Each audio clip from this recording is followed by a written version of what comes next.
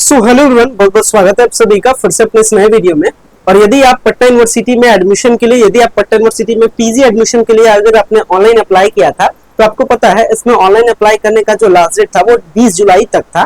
तो इसके बाद सवाल आता है कि पटना यूनिवर्सिटी में जो पीजी कोर्सेज का जो रेगुलर कोर्सेज है जैसे एमए, एमएससी, एमकॉम, इसका फर्स्ट मेरिट लिस्ट कब आ रहा है। इसके साथ साथ में फर्स्ट मेरिट लिस्ट आने के बाद में एडमिशन का प्रोसेस क्या होगा, फर्स्ट मेरिट लिस्ट का कट ऑफ क्या होगा, ये सारी चीजों पर बात करने वाले हैं। सो गाइस, अगर चैनल पे पहली बार विजिट किया चैनल को जरूर सब्सक्राइब कीजिएगा ताकि इस तरीके के सारे इन्फॉर्मेटिव अपडेट आपको इस चैनल के माध्यम से मिल सके। और अगर आपको वीडियो पसंद आता है वीडियो को लाइक भी जरूर कीजिएगा।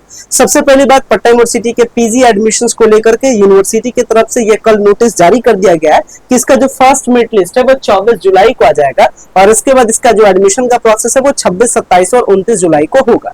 यानी कहने का मतलब किसका सिलेक्शन होगा, किसका सिलेक्शन नहीं होगा, या कह सकते हैं किसका एडमिशन होगा, किसका एडमिशन नहीं होगा, ये आइडिया आपको कब लग जाएगा, ये 24 जुलाई को लग जाएगा जब इसका मेरिट लिस्ट आएगा। मेरिट लिस्ट का जो प्रकाशन है ये ऑनलाइन होगा और ये कहां पे होगा, इसके वेबसाइट पर आपका प्रकाशन होगा। मतलब मेरिट लिस्ट कहां से आप चेक कर पाइएगा, जहां से आपने फॉर्म अप्लाई किया था पटना यूनिवर्सिटी एडमिशन के लिए, वहीं से आप क्या कर पाइएगा, चेक कर पाइएगा। और इसका मेरिट लिस्ट कब आएगा, 24 जुलाई को, ये मैं आपको बता ही दिया हूं। इसके बाद इसका जो मेरिट लिस्ट आने के बाद में एडमिशन कब है, 26, 27, 29 है। और ये आप एडमिशन लेने के लिए डिपार्टमेंट जाइएगा, जिस भी डिपार्टमेंट में आपका सिलेक्शन हो, कब से कब तक, सुबह के 10:30 से लेकर के शाम के 4:30 के बीच में। कैसे क्या होगा डिटेल में थोड़ा सा बात करते हैं, इसको इस तरीके से हम लोग समझेंगे। तो सबसे पहली बात कि 24 जुलाई को आपको पता चल जाएगा कि आपका सिलेक्शन हुआ है या नहीं हुआ है। पहली चीज 24 जुलाई को ये चीजें क्लियर हो जाएगी। जब आपका सिलेक्शन हो जाएगा तो आपको क्या करना है, एडमिशन लेने के लिए करना क्या है, जिस दिन 24 जुलाई को जब मेरिट लिस्ट आएगा तो मेरिट लिस्ट जैसा ही आता है आपका अलॉटमेंट लेटर भी आएगा। मतलब अगर आपका सिलेक्शन रहेगा, मतलब अगर आपका मेरिट लिस्ट में नाम रहेगा तो आपका एक और डॉक्यूमेंट आएगा वेबसाइट पे, ये क्या आएगा, अलॉटमेंट लेटर आएगा। तो जहां से आपने एडमिशन के लिए फॉर्म अप्लाई किया था वहीं पे आप लॉगिन कीजिएगा तो आपका अलॉटमेंट लेटर शो करेगा।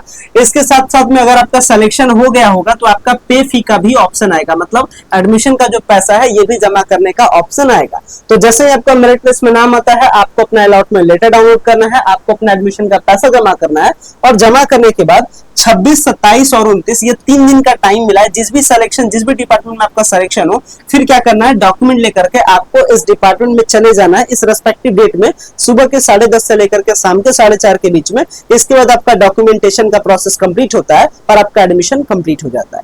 तो सवाल आता है कि क्या क्या डॉक्यूमेंट आपको लेके जाना है। डॉक्यूमेंट्स का आइडिया मैं आपको बता देता हूँ। तो सबसे पहला डॉक्यूमेंट जो आप पीयू में यानी पटना यूनिवर्सिटी में जो एडमिशन के लिए जो आपने अप्लाई किया, जो आपका एप्लीकेशन फॉर्म है जो आप ऑनलाइन अप्लाई करने के बाद आपको मिला था, ये वाला एडमिशन के लिए अप्लाई करने वाला फॉर्म यानी आपका कहने का मतलब एप्लीकेशन फॉर्म आपको चाहिए। दूसरा क्या डॉक्यूमेंट चाहिए, यहाँ पे जो आपका अलॉटमेंट लेटर 24 जुलाई को जो जारी होगा इसका अलॉटमेंट लेटर चाहिए आपको। तीसरा क्या चाहिए, जो आप एडमिशन का जो पैसा पे फी कीजिएगा इसका रिसिप्ट चाहिए यानी पेमेंट रिसिप्ट चाहिए। ये आपका तीसरा डॉक्यूमेंट हो गया। इसके बाद आगे का डॉक्यूमेंट बात कीजिए, चौथा डॉक्यूमेंट, इसके बाद आपका क्या चाहिए, चौथा 10th का मार्कशीट चाहिए ओरिजिनल और फोटोकॉपी। पांचवा चाहिए 12th का मार्कशीट ओरिजिनल और फोटोकॉपी। 6th डॉक्यूमेंट क्या चाहिए, ग्रेजुएशन का मार्कशीट ओरिजिनल और फोटोकॉपी। इसके बाद 7वां अगर आपके पास रिजर्वेशन है तो आपका चाहिए कास्ट सर्टिफिकेट। 8वां आपका आधार कार्ड चाहिए जिससे पता चल सके आप कहाँ के रहने वाले हैं। 9वां आपका 4 फोटो चाहिए।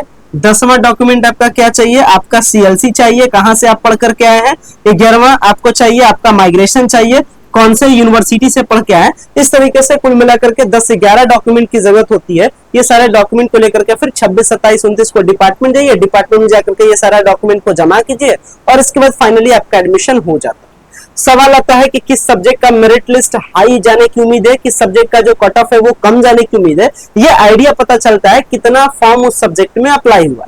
तो अभी हाल के टाइम में, अभी 2 दिन पहले दैनिक भास्कर में एक पेपर का अपडेट आया था जिसमें बताया गया था कि कितना पटना यूनिवर्सिटी में पीजी के कोर्सेज के लिए अप्लाई आया है। कुल मिलाकर के यहाँ पे जो पीजी का सीट है वो 1803 है और इस पे अप्लाई है 3801, यानी कहने का मतलब लगभग 2 टाइम्स कंपटीशन आपका है। लेकिन इसमें भी कुछ कुछ ऐसे सब्जेक्ट है जहां पे फॉर्म अप्लाई बहुत कम आया है, कुछ कुछ ऐसे सब्जेक्ट है जहां पे फॉर्म का अप्लाई रिकॉर्ड तोड़ा है। तो जिस भी सब्जेक्ट में रिकॉर्ड तोड़ अप्लाई है उसका क्या कट ऑफ हो सकता है ये भी आइडिया मैं आपको इस वीडियो में ही दे देता हूँ। देखिएगा, पहले एक नजर हम लोग देखते हैं, एक झलक देखते हैं किस कोर्स में कितना अप्लाई है। इस साइड का कॉर्नर आपको सीट के बारे में बताता है और इस साइड का बताता है कितना एप्लीकेशन सबमिट हुआ है। जैसे एलएलएम के लिए 20 सीट है, आवेदन 285 है, यानी कंपटीशन बहुत ज्यादा है। मतलब इसका कट ऑफ मान के चलो। हालांकि एक चीज पहले ही आपको बता दें, आपको पता है जिनका भी ग्रेजुएशन पटना यूनिवर्सिटी से उनको 80% सीट रिजर्व होता है, मतलब कहने का मतलब अगर 20 है तो 16 सीट पटना यूनिवर्सिटी के स्टूडेंट के लिए है, 4 ही सीट अदर स्टूडेंट्स के लिए यानी अदर यूनिवर्सिटी के स्टूडेंट के लिए। तो जो पटना यूनिवर्सिटी वाले जो पटना यूनिवर्सिटी से ग्रेजुएट हुए वो मैक्सिमम यानी कहने का मतलब अपने आप को 90% श्योर रखे उनका एडमिशन हो ही जाएगा, ठीक है। लेकिन जो दूसरे अदर बोर्ड यानी जो अदर यूनिवर्सिटी के स्टूडेंट है उनकी प्रोबेबिलिटीज कम हो जाती है, क्योंकि यहाँ पे पटना यूनिवर्सिटी के स्टूडेंट्स वालों को 80% रिजर्वेशन है और बाकी अदर वालों के लिए 20%। चलिए देखते हैं। तो एलएलएम के लिए टोटल 20 सीट है, 285 एप्लीकेशन सबमिट हुआ है, यानी कॉम्पिटिशन यहाँ पे डिफिकल्ट है। यहाँ पे आते हैं प्राचीन इतिहास में 18 सीट है, 19 आवेदन आया, मतलब लगभग सबका एडमिशन होगा। कोई एक आधे तो नहीं भी ले सकते हैं, तो इसलिए लगभग सबका एडमिशन हो जाएगा। इसके बाद बांग्ला में 20 सीट है, एक एप्लीकेशन आया है, एडमिशन हो गया। अर्थशास्त्र में 140 सीट है, इकोनॉमिक्स में 179 आया, मतलब पटना यूनिवर्सिटी वालों का एडमिशन हो गया, बाकी का भी होगा लेकिन बहुत कम होगा, ठीक है, क्योंकि यहाँ पे क्या है सीट से ज्यादा अप्लाई आया है।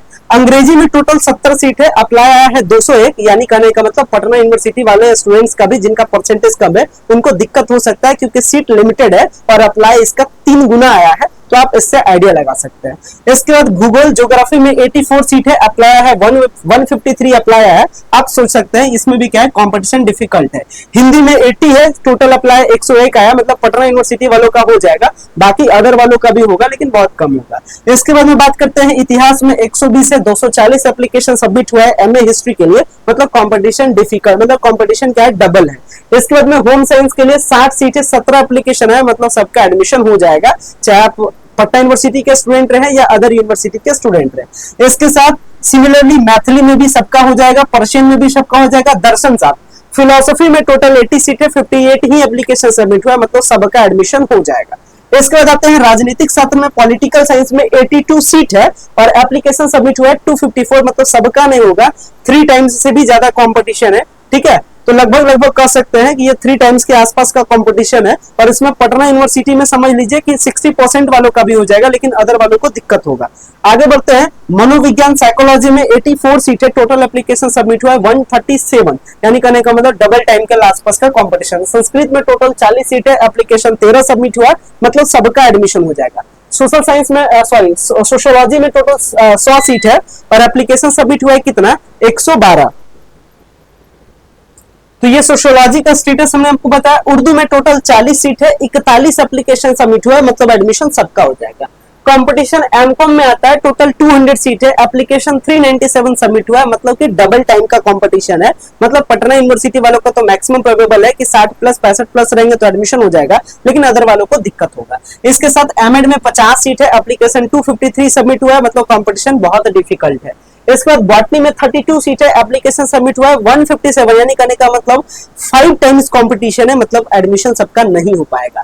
इसके साथ आगे बढ़ते हैं। केमिस्ट्री में 64 सीट है, एप्लीकेशन सबमिट हुआ है 184, यानी 3 टाइम्स का कंपटीशन है। इसके साथ जियोलॉजी में 35 सीट है, टोटल एप्लीकेशन 41 सबमिट हुआ है, यानी लगभग सबका एडमिशन हो जाएगा।